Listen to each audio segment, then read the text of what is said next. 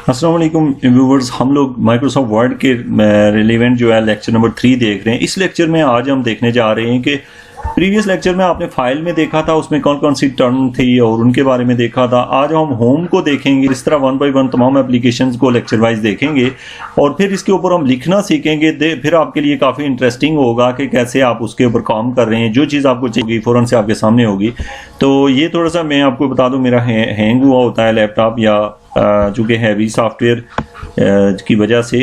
तो यहाँ पे जो है ना आप होम पे क्लिक करेंगे तो आपको जो है ना ये गलती से हो गया है। इसके लिए याद रखेंगे, अगर ऐसा आपके लैपटॉप के साथ हो रहा हो तो आप इस कॉर्नर में जाएं, जो बटन सा जिसके ऊपर मैंने अभी कर्सर रखा है ये लास्ट पे दिखाई दे रहा है Ctrl+F1, इसके ऊपर क्लिक कर दें तो ये फिर दोबारा से जो है ना ये ऊपर नीचे नहीं होता। और अगर इस बटन का जो है ना वो आप जैसे यहाँ मैंने इसे आप कर लिया, अब इसे मैंने दोबारा से इसे डाउन कर सकता हूँ। सॉरी, ये जो एप्लीकेशन है, जैसे होम पे क्लिक करता हूँ, मैंने होम पे क्लिक किया, ये एप्लीकेशन है, मैं यहाँ क्लिक करके इसे हमेशा के लिए स्क्रीन पे खुला रहने देता हूँ। ठीक है।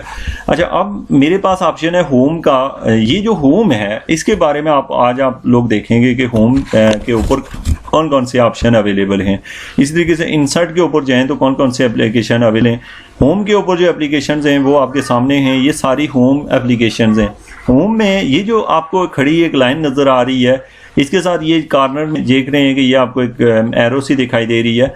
ये इसको थोड़ा सा एक्सपेंड करने के लिए, जैसे आपने ये क्लिक किया तो कुछ ही एक्सपेंड होके आ गया, तो इसको तो फिर क्या कर देता हूँ, क्लोज कर देता हूँ। अच्छा, ये जो एक इसका यानी ये जो लाइनें आप देख रहे हैं, ये खड़ी लाइन ये पड़ी हुई है, दूसरी ये है, तीसरी, चौथी, पाँचवीं, छठी, सातवीं और 8 लाइनें खड़ी पड़ी हुई हैं।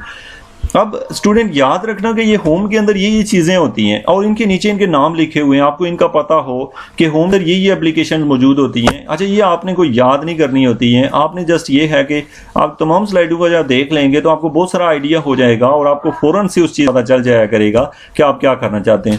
फॉर एग्जाम्पल, एक जो स्टूडेंट है वो एक कार्टून बनाना चाहता है, तो उसको कैसे पता चलेगा माइक्रोसॉफ्ट वर्ड में मैं कार्टून कैसे बनाऊं। या कोई आप में से इसमें से 2D कोई मूवी क्रिएट करना चाहता है, या फिर आप यहाँ पे यूट्यूब के लिए कोई चीज़ बना रहे हैं, या फिर उसके साथ साथ आप डॉक्यूमेंट तैयार कर रहे हैं, उसके अंदर आपने इमेजेस डालने हैं, पिक्चर्स डालनी हैं। ये सारी चीज़ें जो हैं वो तरतीब से आपको पता चलती हैं, यानी कि तरतीब से लर्न करने से आती हैं। तो अब हम आते हैं होम पे। होम पे जो ही क्लिक करते हैं, जैसे देखिए मैंने इंसर्ट पे क्लिक किया तो स्क्रीन का ओवरव्यू यहाँ से चेंज हो गया है, मैं होम पे हूँ।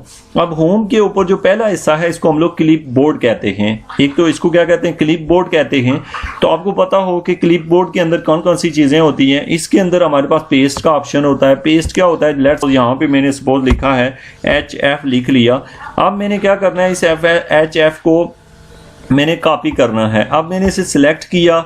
सिलेक्ट करने के बाद आप देख रहे हैं यहाँ पे मुझे जो है एक बुर्ज सा बना हुआ है, मैं इस पे क्लिक करता हूँ। अगर ये जो आप देख रहे हैं एक कलर बुर्ज जो है वो बना हुआ है, तो ये मेरे पास है। इस पे मैं अगर क्लिक करूँ, ये चूँकि वर्क नहीं कर रहा। कट के ऊपर देखिए, मैं आपके तीनों इसके ऑप्शन के मकसद बताता हूँ। कट, अब देखिए कट मतलब क्या होता है। कट का मतलब आपने अच्छे तरीके से समझना। कट का मतलब होता है वो चीज़ जो मैंने लिखी थी वो खत्म हो गई है। एक होता है डिलीट ऑप्शन, एक होता है कट ऑप्शन। स्टूडेंट दोनों बहुत ज़्यादा डिफरेंट है। डिलीट का मतलब होता है वो चीज़ हमेशा के लिए ख़त्म हो जाती है, और कट का मतलब होता है कि वो वहाँ से ज़ाहिरी तौर पे कट चुकी है, लेकिन उसने जो आपका कंप्यूटर है उसने मेमोरी में से याद रखा हुआ है। आप यहाँ आके जो ही यहाँ आते हैं और यहाँ आके तो वो जो कट किया होता है उसको जस्ट यहाँ पे पेस्ट के ऊपर क्लिक कर तो वो चीज़ वापस लौट आती है। या कहीं और भी पेस्ट करना चाहते हैं तो फिर देखें एक और आ गई, पेस्ट करें और आ गई। तो बात यह है कि कट से क्या करते हैं। दूसरे नंबर पे देखें स्टूडेंट, आप अभी क्लिप बोर्ड देख रहे हैं। आप इसे तफसील से देखेंगे तो जो अगले जो छोटे छोटे आपको खाने नजर आ रहे हैं, आप इनके मीनिंग को समझने आपको आसान हो जाएंगे, क्योंकि बार बार हम एक जैसी बात को रिवाइज कराएंगे। तो इसके लिए सबसे पहले तो आपने जो क्लिप बोर्ड का सेटअप है उसके अंदर कौन कौन सी चीज़ें देखी हैं। ऊपर एक कैंची देखी है जो कि जिसको हम कट कहते हैं।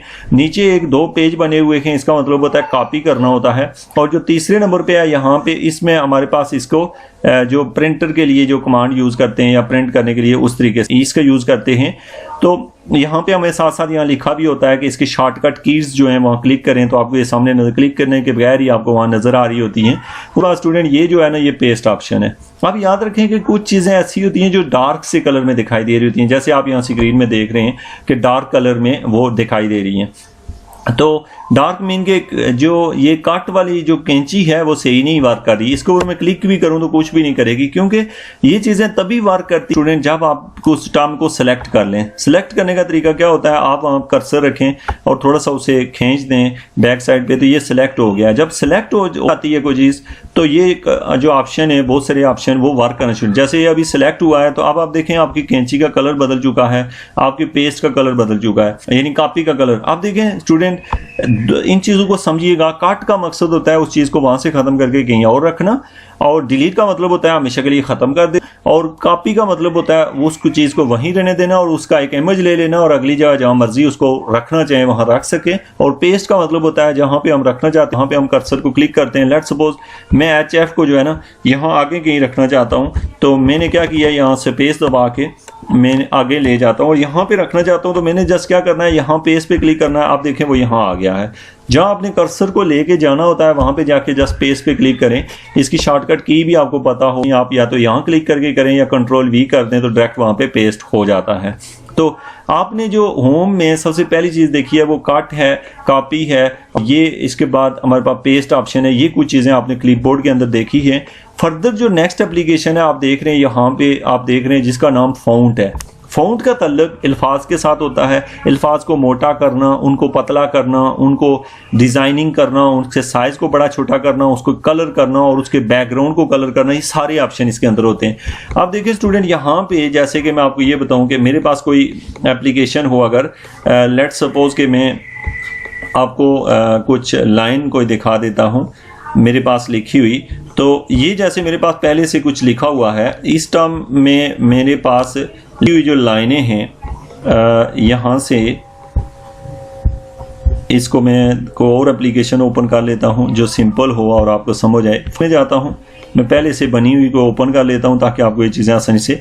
तो ये जो है ना मेरे पास है, लेट सपोज कौन सी ऐसी में कोई एक, यहाँ से असाइनमेंट 1 है, जैसे नंबर थ्योरी है, उसके बाद जो है यहाँ पे नंबर थ्योरी खोल लेता हूँ। सपोज मैंने ये ओपन कर ली है।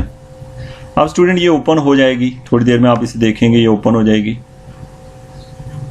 इसमें एक बात याद रखिएगा, जो आप जो ओवरव्यू कर रहे हैं, जो आपको स्क्रीन दिखाई दे रही है, इस स्क्रीन इसको मैं मैक्सिमाइज कर लेता हूँ। ये आपकी स्क्रीन है और यहाँ पे जो ऑप्शन दे रहा है मैं इसे क्लोज कर रहा हूँ। अब देखें यहाँ पे आपकी जैसे कोर्स आउटलाइन एक पड़ी है नंबर थ्योरी के रेलिवेंट। अब मैंने क्या करना है, ये वाली जो टर्म है इसको यहाँ पे पहले सेलेक्ट करना है। मैंने क्या किया है, जो आपका माउस है उसको जो उसके 2 बटन, एक राइट और एक लेफ्ट है, आपने क्या किया कि एक जो आपका लेफ्ट है कि आप चेक कर लें उसे लेफ्ट या राइट, यानी कीबोर्ड के लिहाज से कर रहे हैं या लैपटॉप पे कर रहे हैं, इसको सेलेक्ट कर लें।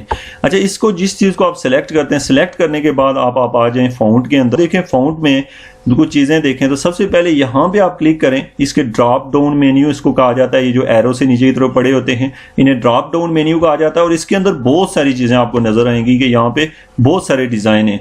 अब स्टूडेंट इनमें से कुछ डिज़ाइन के आगे ये कुछ बना हुआ आपको नजर आएगा, ये जो नहीं है जैसे बादल से और कुछ है, इसका मतलब होता है ये बादलों में से कोई चीज़ हम निकाल रहे हैं, मीन के वो चीज़ यहाँ मौजूद नहीं होती। आपके पास इंटरनेट कनेक्ट होगा तो ये डिज़ाइन आएगा, लेकिन जिनके साथ ये बादल से नहीं बने हुए, इनको क्लाउड नहीं बना हुआ, वहाँ पे आप डायरेक्ट क्लिक करें तो उसका डिज़ाइन चेंज हो जाता है। आप देख रहे हैं यहाँ पे इसका डिज़ाइन चेंज हो गया है।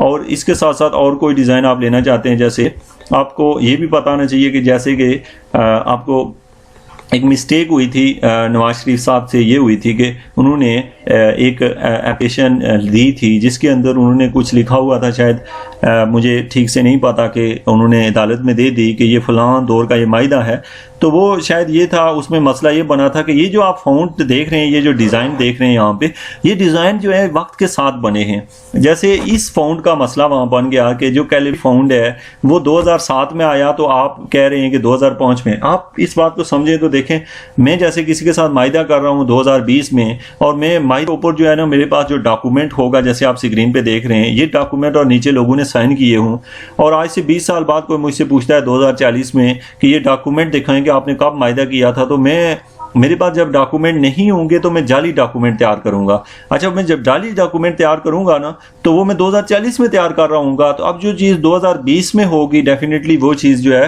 किसी और टर्म में लिखी होगी। तो अदालत ने जब वो डॉक्यूमेंट देखे तो उन्होंने कहा कि ये जो कह रहे हैं कि मायदा जो है इस साल हुआ, और जबकि ये चीज़ जो आप ये फाउंड यूज़ कर रहे हैं ये उस वक्त था ही नहीं, मीन कि ये तो बाद में तैयार हुआ। तो इसलिए ये बड़ा हसास चीज़ होती है कि आप अगर किसी को डॉक्यूमेंट दे रहे हैं कि जैसे उन्होंने इस कैलिब्रेटरी फाउंड के अंदर डॉक्यूमेंट दे दिए और उन्होंने बाद में कहा जी ये कैलिब्रेटरी फाउंड जो है उस वक्त मौजूद ही नहीं, तो आपने कैसे उसके अंदर लिख के डॉक्यूमेंट पुट करवाए हैं। तो आप मेरी बात समझ रहे होंगे कि ये वक्त के साथ इसमें इंप्रूवमेंट आ रही है, बहुत सारे फाउंड बनाए जा रहे हैं, नए नए फाउंड्स, इसका डिज़ाइन कैसे चेंज हो रहा है।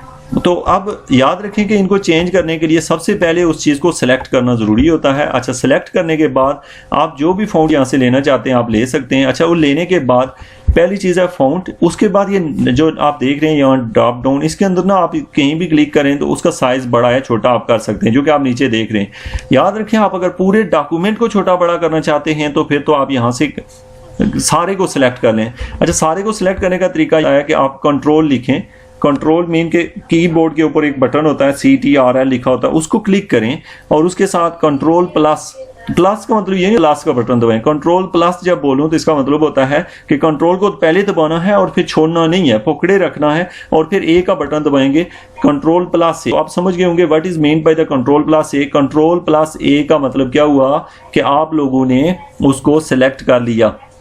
कंट्रोल प्लस A मीन के सारे डॉक्यूमेंट को सिलेक्ट कर लिया।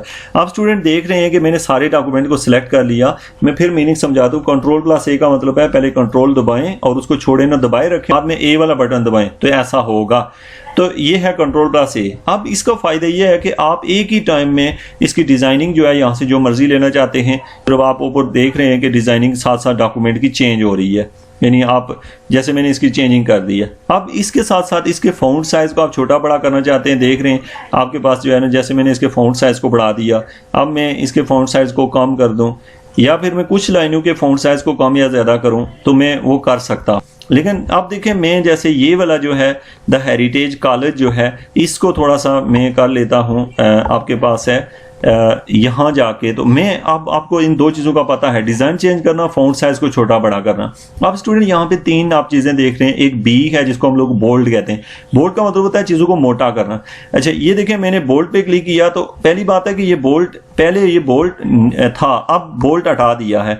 अच्छा, ये कैसे हुआ है? मैं इसकी चूँकि मेरे पास अभी बैटरी कम है, मैं लेक्चर नंबर 3 में इससे फर्दर जो है वो डिस्कस करूँगा। Thank you.